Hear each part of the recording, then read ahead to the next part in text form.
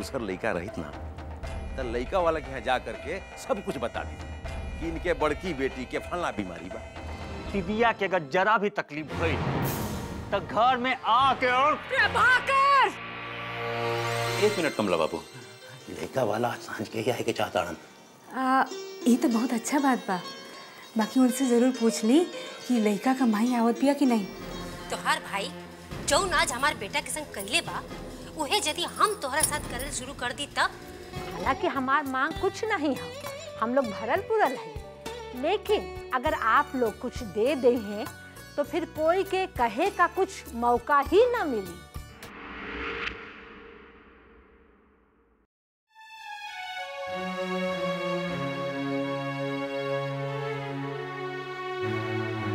भगवान की दया से सब बा, इहो अच्छा खासा कमात बा, भरल पुरल घर द्वार बा।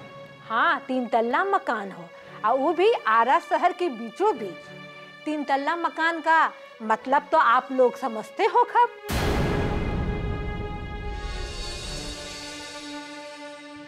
और मास्टर जी को बात पूछी, आप दोनों विद्यालय में पढ़ावलन वो माध्यमिक विद्यालय हो या प्राथमिक विद्यालय?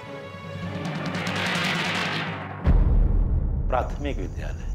प्राथमिक विद्यालय में आजकल हमार तबीयत भी कुछ ठीक नहीं चलत बा और आप लोग तो जानबे करलन कि शहर में नौकर चाकर का कितना दिक्कत बा। यही से हम चाहिला कि हमरे बिटवा का बियाह जरा जल्दी हो जात।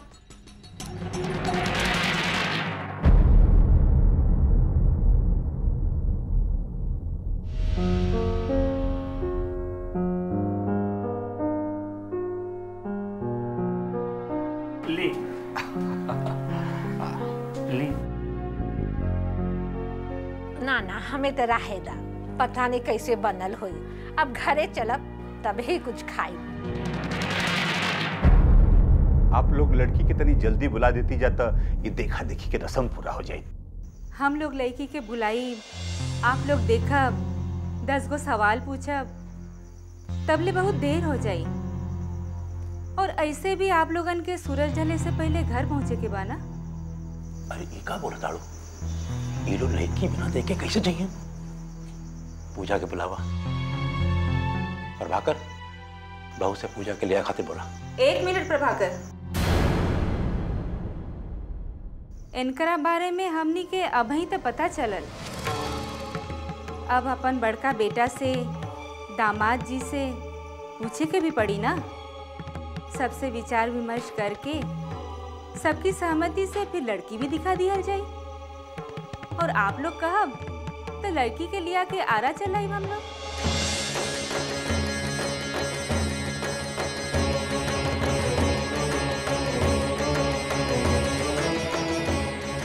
का आप लोगों के कहे कि ये मतलब है कि हमने के बिना लड़की देखे लोग जल जा?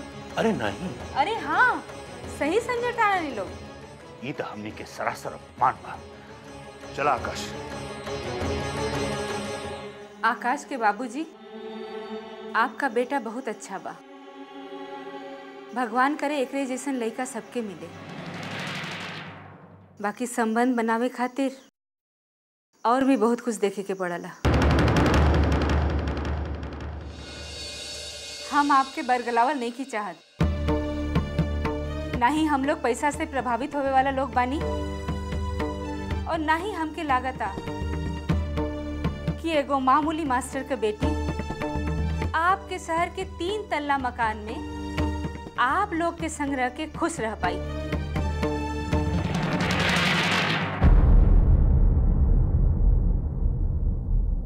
चलो।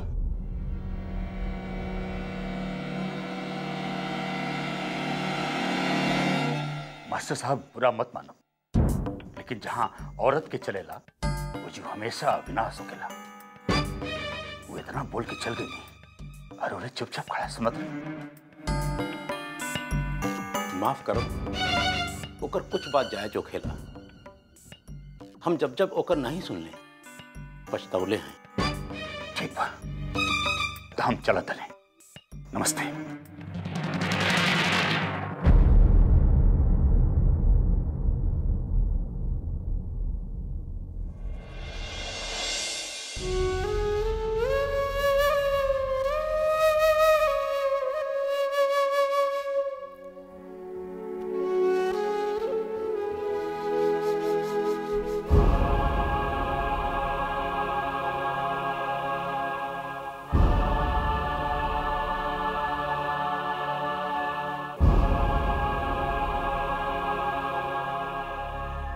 अजूबे के बात बाटे मैडम। गौआ में कानो कान खबर फैले में समय नहीं लगेला। जैसे ही हमरा की खबर लगल सोचली आपके बता दी। अच्छा कहनी है। एहमे एगो बात के खुशखबरी बा ओम प्रकाश जी कि मास्टर मनोहर अपन बेटी के बियाह करे के मन बना लेलन। लेकिन एहमे आपसे एगो चूक हो गइल बा ओम प्रकाश जी। लड़का वाला के आवे के खबर हमरा तक उनकर आवे से पहले ही पहुंच जाए के चाहत रहल। आजकल लड़की वाले जबले रिश्ता तय नहीं हो जाला क्योंकि कहाँ कुछ बतावेला मैडम।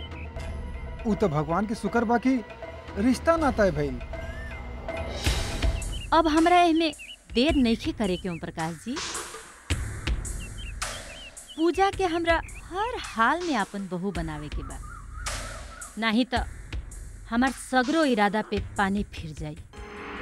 जौन सालों पहले हो गइल बा ओकर बदला लेके हमनी के का मिली बोला? शांति, सुकून। इतना साल के हमार तड़प थोड़ा कम हुई चैताली।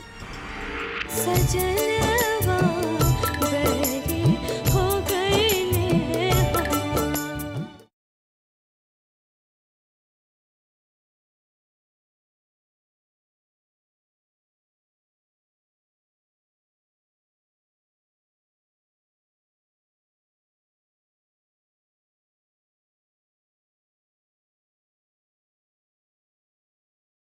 सजनवा बहरी हो गईले हो।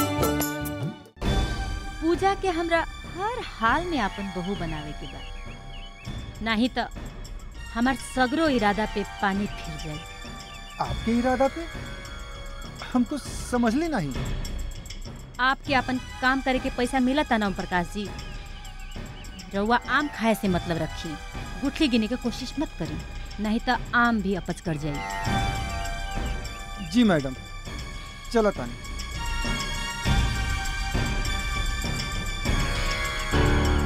चैताली,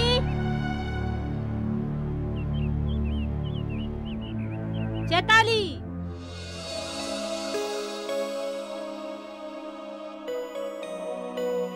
जी मम्मी। आज सम्राट के कितना बजे के शिफ्ट बा? अभी तो फोन आयल रहे, लगा तो वो अभी घरे में हुई।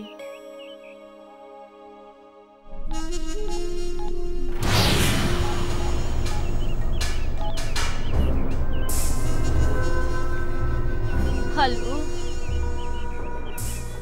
बेटा, पता ना कैसे अचानक हमार तबीयत खराब हो गई। तरह के देखे के बहुत मन करता। जितना जल्दी हो सके बेटा तू आ जा। अच्छा ठीक बा, ठीक बा। मम्मी ये तू का करत आड़ू?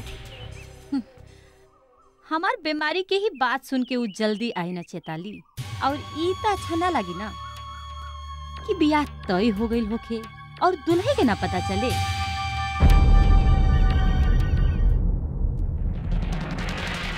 मम्मी हम जाने नहीं कि तू एक बेर जौन फैसला ले लू वही पे कायम रहे लो। लेकिन तुहार ई फैसला से सम्राट के पूरा जिंदगी दांव पे लग जाए। ओकर बिया कहीं और होखत तो बात दूसर रहे, लेकिन युवराजपुर गांव के मास्टर मनोहर की बेटी से? मम्मी जौन सालों पहले हो गइल बा ओकर बदला लेके हमनी के का मिली बोला?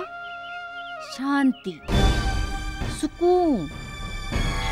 इतना साल के हमार तड़प थोड़ा कम हुई चैताली। जेकरा के कई साल पहले हम खो चुकल हैं, ओकरा के तो हम ना पा सकीले।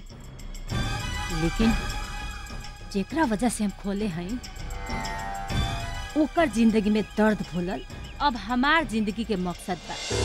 लेकिन एमे सम्राट और पूजा के तो कौनो गलती नहीं है मम्मी।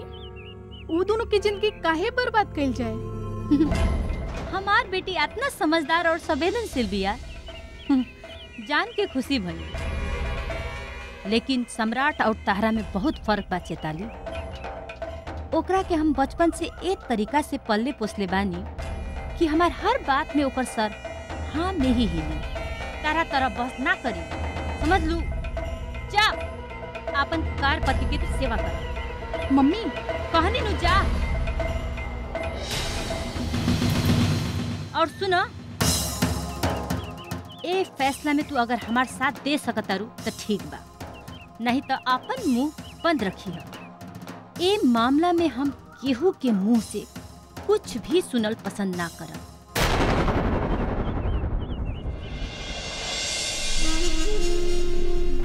मनोहर बाबू, आप अब ही परेशान मत हो।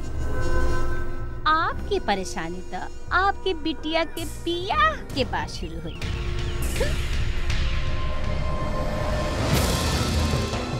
पागलपन के भी एगो हाथ हो खेला। इतना निक लइका, इतना निक घर बार, ई सब इनकरा के नहीं दिखल। लइका के माई के स्वभाव दिख गल इनकरा के। ना दान दहेज के लड़का हाथ में दिया भी लेकर के खोजबू ना, तब वो नहीं मिली। देखा तनीजा, कहाँ करवावे लो बेटी के बियाह।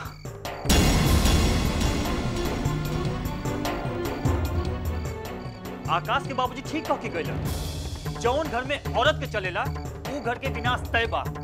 और अब इहे होई ए घर के। बड़ा माई के साथ देत रहे ना आप, पछताई। कमला काका अच्छा के अच्छा मानता, बुरा के बुरा भी। और आप दोनों जनी मिलकर उनकर भी अपमान कैले बानी। वो चुप नहीं बैठिया। कम से कम गांव भर में बात तो फैल ही जाही कि पूजा के बियाह एक खातिर टूटल था कि ओकर माई के लड़का के माई के स्वभाव पसंद ना आयल। अरे जे सुनी उहे हंसी। पागल कहिए तोरा के पागल। जेकरा के जौन कहे के हो कहेला, जौन सोचे के हो सोचेला। आरती बिटिया का रिश्ता भी कमला बाबू तय कइले रहना। आज आरती बिटिया कष्ट उठावत बिया कि कमला बाबू काम आवत हुआ नहीं ना। अरे बेटी हमनी का बिया, ओकर बिया कहाँ करे के हो एकर फैसला हमनी करल जाई कि बाहर वाले करिए।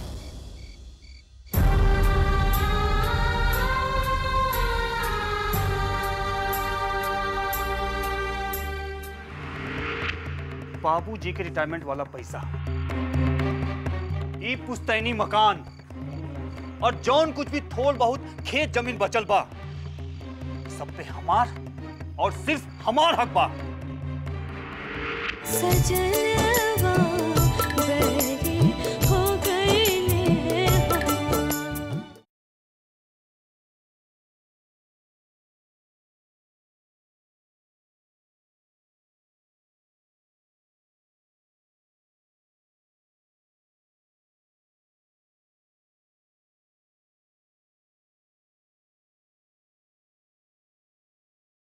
सजनवा बहरी हो गईले हो।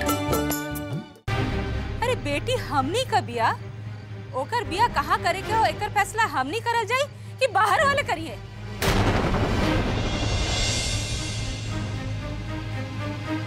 बाप कहत रहे दान दहेज न चाहिए, माई कहत रहे समाज बिरादरी कुछ न कहे ऐसे कुछ दे दे। अरे समाज बिरादरी 10 लाख देवे के कहिए तो का हमनी 10 लाख दे दिहल जाई। 3 मंजिला मकान का धौस दिखावत रहले। बात तो ऐसे करत रहले जैसे कि हमनी जिंदगी में पैसा ही नहीं देख ले। हम इतना सब कुछ बर्दाश्त कर लेती, बाकी तोहरा बाबूजी के अपमान कैलस, ये हम कैसे बर्दाश्त कर लेती बोला।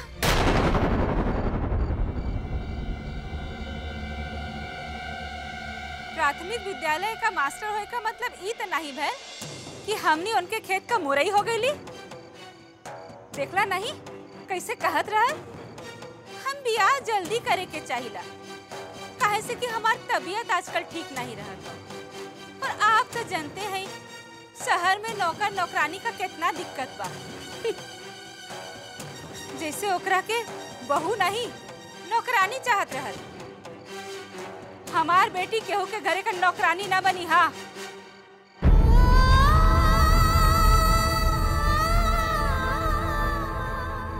हम फिर कहतानी, हम जौन कैली ठीक कैली। खाक ठीक कैली।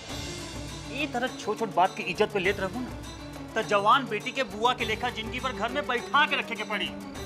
अब घर और समाज में खूब इज्जत हुई तुहार। चुप रहा तू। काहे जिंदगी भर घरे बिठाए रखे के पड़ी? पूरी दुनिया में यही एक लड़का रहल का? तू देख लिया, ऐसे भी अच्छा रिश्ता आई। हाँ आई, जरूर आई, लेकिन इतना लंबा चौड़ा लिस्ट हम ही है। अब क्या करबू? कहवा से लेबू पैसा? तू तो ऐसे भी कुछ देने वाला नहीं हुआ। जैसे भी होई हमने पूजा का ब्याह कर दिया जाए। तू बाबूजी के सामने ऊंचा आवाज में बात मत करा, समझला?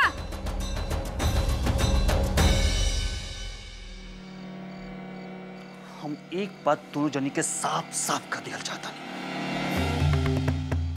बाबूजी के रिटायरमेंट वाला पैसा, ई पुश्तैनी मकान और जौन कुछ भी थोड़ बहुत खेत जमीन बचल बा, सब पे हमार और सिर्फ हमार हक बा। अगर बेटी के ब्याह के खर्चा के खातिर ई सब के बारे में सोच लू, दिमाग में भी ले लू, तो घर में तांडव हुई। तांडव।